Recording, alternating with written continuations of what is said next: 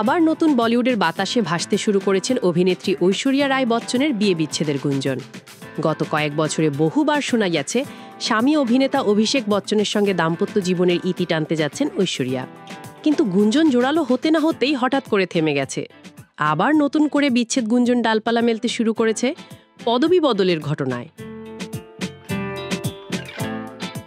আজকাল সহ আরও কয়েকটি ভারতীয় সংবাদ মাধ্যম জানিয়েছে কিছুদিন আগে সাবেক এই বিশ্বসুন্দরী নিজের নাম থেকে বচ্চন পদবি সরিয়ে আগের রায় পদবিতে ফিরে গেছেন।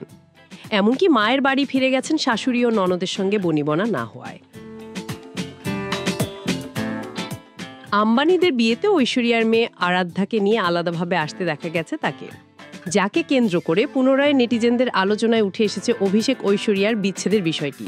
কিন্তু এখনও এই বিষয়ে নীরব অভিনেত্রী। অভিষেক বাধ্য হয়েছেন মুখ খুলতে।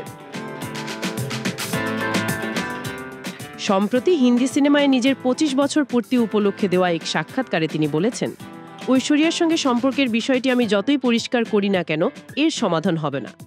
আমি যাই বলবো সত্যির বদলে লোকে তথ্য বিকৃত করবে, কারণ নেতিবাচক খবরই বিক্রি হয়। তাই এখন ভাবি আমার জীবনের সঙ্গে যারা জড়িয়ে নেই তাদের উত্তর দেওয়ার দায়ও আমার নেই।